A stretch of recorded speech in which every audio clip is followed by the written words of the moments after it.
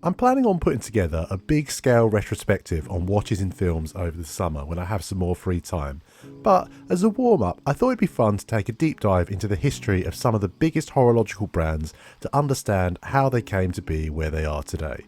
In this video we're going to take a look at the history of Seiko.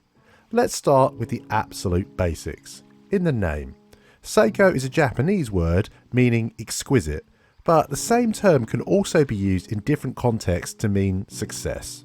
Seiko were founded in 1881, so there's actually a huge amount of history to cover. For the sake of a watchable runtime to the video, I'm going to focus on the biggest events only. If you want to read up in more detail about any of the events in the company's history, I would recommend a visit to the museum website, which I'll leave a link to in the description. On a side note, I'm hoping to visit the museum in Ginza in person later this year, so there may well be a part 2 to this video in the long run. Let's begin at the beginning. Back in 1881, Kintaro Hattori, a 21-year-old entrepreneur, opened his first watch shop in Tokyo. The shop sold and repaired watches and clocks. By 1892, the business had grown to the point where Kintaro was able to open his own factory and then start to manufacture his own clocks. The factory was named Seikosha, with sha meaning house.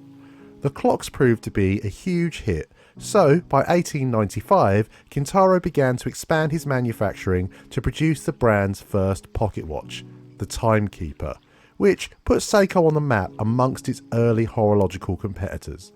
While wristwatches were becoming more commonplace in the West, thanks to their prevalence in the Second Boer War, in Japan, pocket watches remained far more popular. Determined to establish Seiko at the precipice of Japanese horology and stay one step ahead of the competition, Kintaro strived to create Japan's first ever wristwatch. It was a long process, and it wasn't until 1913 that he was able to release the Laurel. Production numbers were initially limited, but Seiko was beginning to set itself apart.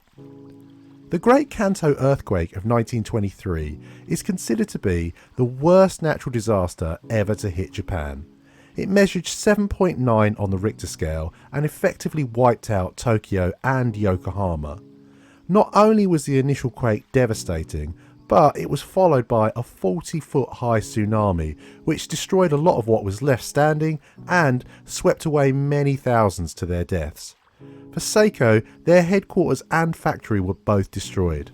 It necessitated a new start, and out of the ashes in 1924, Seiko released their first model ever to feature the brand name on the dial. As part of the rebuilding project, the Wako clock tower was built. It was finished in 1932 in a neo-Renaissance style and remains synonymous with the brand to this day. It's from this base, where they're still headquartered, that the brand, now fully established, could start to focus its efforts towards innovation. The two most notable in this time period were the DiaShock, which, as it sounds, enhanced shock resistance of the movement, and later the Magic Lever system, which was Seiko's first self-winding mechanism. In 1960, Grand Seiko launched, but I won't talk about that or any of the other spin-off brands here, as particularly with Grand Seiko, I can see myself making a retrospective on them individually later on down the line. I want to pause our trip down memory lane in 1965, where Seiko released the first Japanese dive watch, which was produced for the Japanese Antarctic Research Expedition. This is perhaps my favourite in the Seiko back catalogue in terms of design aesthetics. Its no-nonsense straight edges and extremely legible dial are fantastic, and clearly still in demand today, as evidenced by the success of the Presage reissue range, of which the black variant you're seeing footage of is a part. Those of you who have a keen interest in horology will already know that we are getting to the most significant date in Seiko's history, Christmas Day 1969, which saw the launch of the Astron, the world's first ever quartz watch, and the beginning of the end for a lot of traditional watchmakers. While today, a lot of people will look down on quartz for its low price point and ease of availability, in 1969 the view wasn't quite the same. This was a real threat to the establishment, How could a mechanical movement possibly compete with the Astron, which was accurate to within 5 seconds a month and could run without stopping for an entire year? The initial price tag for the Astron was 450,000 yen, the equivalent to just over $4,000, basically the price of a car at the time.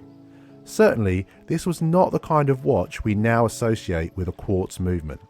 This was nothing short of groundbreaking and single-handedly shaped the watch market as we know it today. One thing I would add here that often gets overlooked: the Astron is a really attractive timepiece. It's 36mm in diameter, 11mm thick, and has fantastic styling. The lack of need to wind the watch meant a smaller crown could be employed, which, as you can see, clicks into the shell of the watch itself to create more symmetry on wrist. Seiko continued to innovate in the quartz space, with the first 6-digit LCD quartz screen in 1973, and then the first digital watch with chronograph functionality in 1975. As I mentioned earlier, in a video of this length, it's impossible to cover everything. Alongside the Fantastic Museum website, the company also has a timeline on its official website, which is worth a closer look for more information. I'll leave a link to it in the description. Needless to say, the number of horological world firsts that they can claim is really impressive. We'll skip ahead slightly now into the 1980s to take a moment to discuss the Seiko TV watch. To me, this is just so cool and decades ahead of its time. The watch came with an LCD screen and a separate TV and radio receiver which connected to the top of the watch to provide it with signal. Another little link back to what I mentioned regarding watches in film, this model famously featured in the Bond franchise. Today, we take smartwatches for granted, but there wasn't really much else like this at the time in 1982.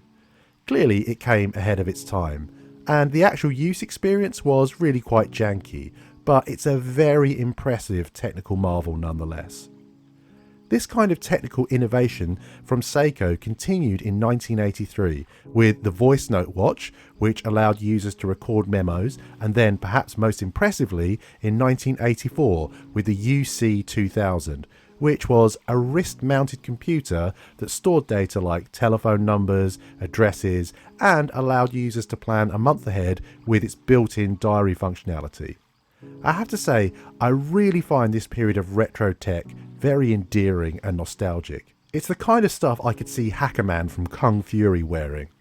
It speaks to a time of real innovation, pushing the boundaries of possibility, as opposed to now where I feel like the technology that we get is artificially made worse than it really could be, so companies are future-proofed, safe in the knowledge that we'll come back to buy the next tiny upgrade. We'll jump forwards again to 1999, the dawn of the new millennium, with the introduction of the spring drive movement. This is something that we now associate with Grand Seiko, but the 7R68, the first spring drive model, is a Seiko. I don't want to dwell on it too much in this video because, again, I can see a future where I make an entire video just focusing on this movement because I'm desperate to own one. So I'll just give the short version here. A man by the name of Yoshikazu Akahane first thought of the idea in 1977 and took years turning it into a reality. In the most simple terms possible, it combines the accuracy of a quartz movement with either an automatic or manually wound mainspring. It's a blend of modern and traditional watchmaking, and the end result is one of the smoothest movements you'll come across, with the second hand gliding in a way that very few other movements can replicate. Next up on our tour through the history of Seiko is the world's first electronic ink watch in 2006. This is not exactly a look or technology that has caught on when it comes to wearing on wrist, but I wanted to include this because I've never actually seen anything like it before. Coming just before the dawn of the modern smartwatch, which are effectively computers on your wrist, this was a format of telling the time that allowed for a lot of creativity and is certainly an interesting concept. It was recognised as such, winning the Grand Prix de Genève. It would go on to spawn other models with much more detailed displays.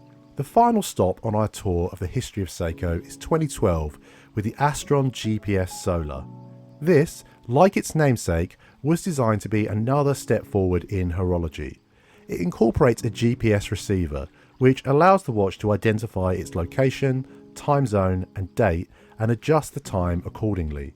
Now, of course, technology like this might seem somewhat dated given the functionality of modern smartphones, but I doubt that many people who are watching the video on the history of Seiko are the type to say, what's the point of a watch? I have my phone anyway. So I'm sure you'll appreciate the concept. I hope you found this whistle-stop tour through the history of Seiko informative.